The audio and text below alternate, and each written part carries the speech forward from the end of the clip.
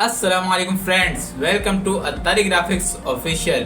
तो आज है हमारी एडोबी इलस्ट्रेटर की क्लास नंबर 2, जिसमें हम सीखेंगे डायरेक्ट सिलेक्शन टूल और देखेंगे क्या क्या पर्पस है डायरेक्ट सिलेक्शन टूल का। तो आइए स्टार्ट करते हैं।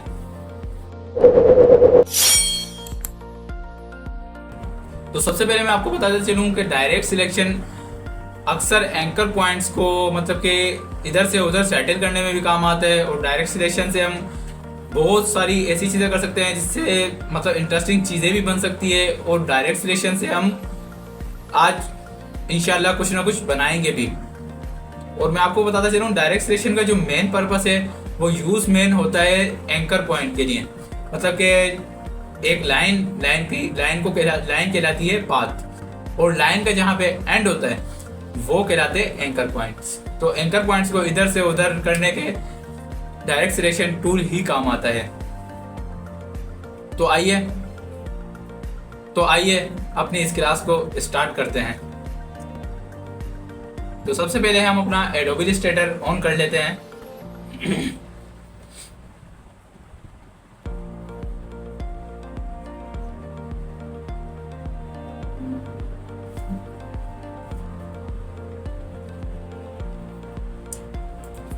और हाँ फ्रेंड्स, कल का जो मेरी वीडियो थी उसके अंदर मैंने एक चीज़ सिखाना मैं भूल गया था, तो उसमें मैं आपको बताया चलूँ, वो है ये कलर मूड।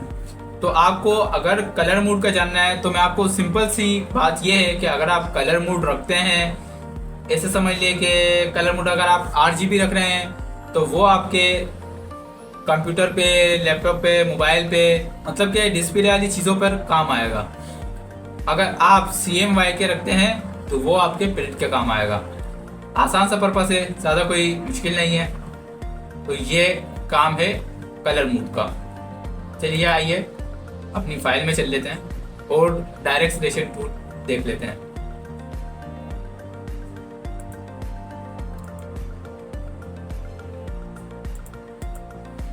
तो कल हमने पढ़ा था सिलेक्शन टूल और आज है डायरेक्ट सिलेक्शन टूल।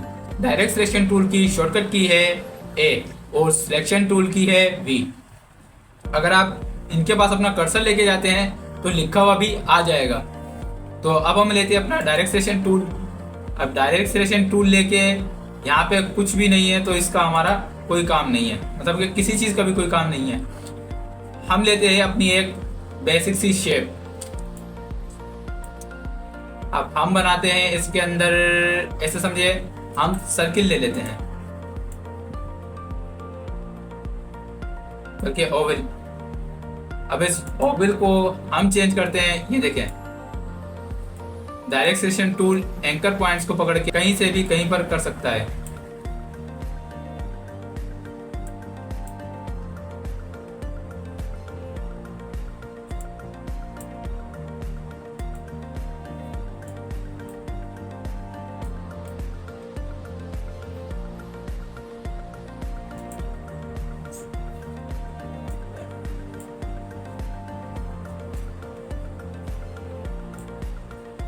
ये देखें, तो ये है हमारा डायरेक्ट सिलेक्शन टूल।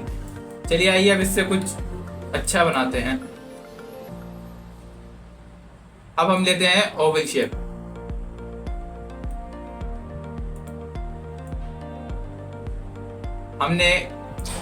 अब हम अपने डायरेक्ट सिलेक्शन टूल से एक एक करके सिलेक्ट करते हैं और शिफ्ट को दबा के दूसरे एंकर पॉइंट को भी सिलेक्ट कर लेते हैं। अब ये हमारे 2 एंकर पॉइंट आ गए।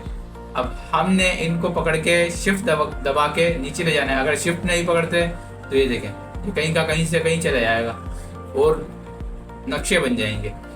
तो बेहतर यही है कि शिफ्ट दबा कर ही नीचे लेके जाएं। तो आप लोग समझ गए होंगे कि मैंने क्या बनाया है।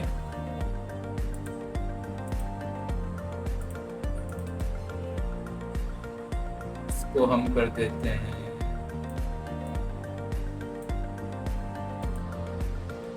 जी बिल्कुल, आप सही समझ चुके हैं। हमने बनाया है एग, मतलब अंडा।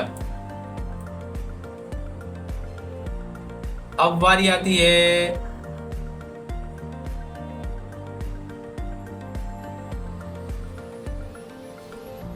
और अब हम डायरेक्ट सिलेक्शन टूल से और क्या बना सकते हैं, आइए कुछ और भी इंटरेस्टिंग बनाते हैं।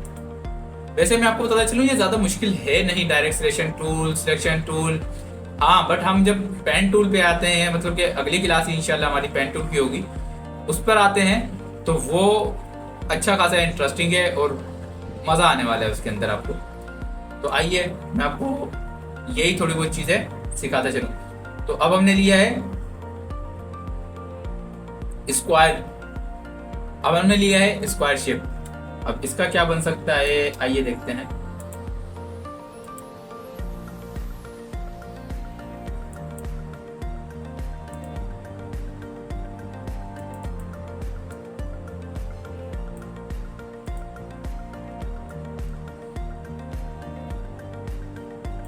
अच्छा, मैं आपको बताता चलूं, अगर आप अल्ट पकड़ के राइट क्लिक करते हैं, तो अल्ट अगर पकड़े रहेंगे और अपनी मतलब कि जो शेप है, जिस तरीके से ये शेप है, और मैंने अल्ट को दबाया और इसको क्लिक करके मैं ऊपर की साइड पे लेके गया शिफ्ट दबा के, क्योंकि शिफ्ट से बैलेंस रहती है शेप्स। तो फिर हम अल्ट दबा के ऊपर लेके गए और अपने माउस के क्लिक को छोड़ दिया, तो फिर देख सकते हैं आप हमारी शेप कॉपी हो गई। और हमने अल्ट को पकड़े ही रहना है, जब तक हम अपने माउस को छोड़ नहीं देते तब तक अल्ट को पकड़ के रखना है।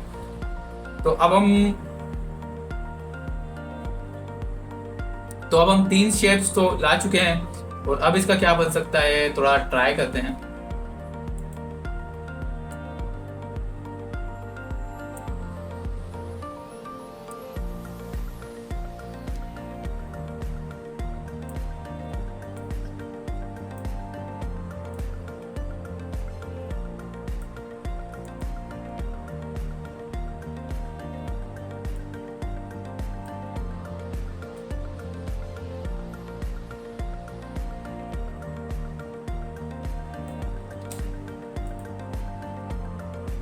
अब आप देख सकते हैं ये क्या बन गया, ये बन चुका है एक बॉक्स।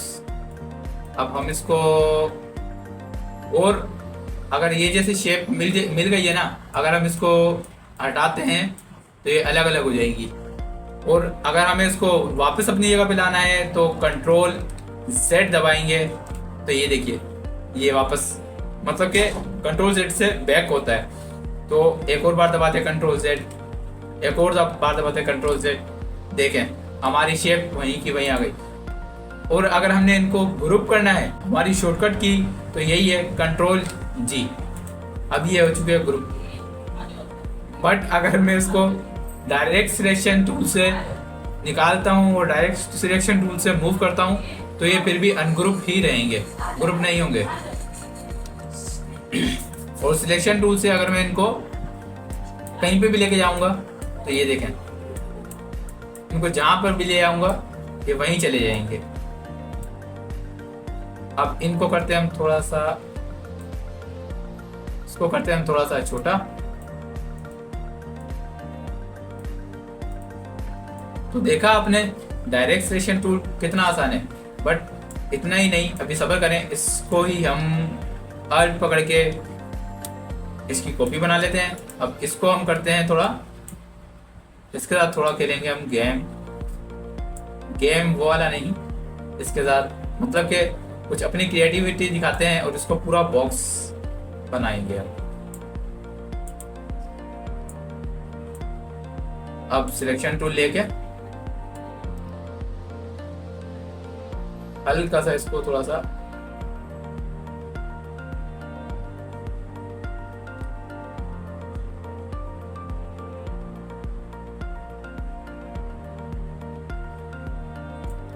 बड़ा कर देते हैं।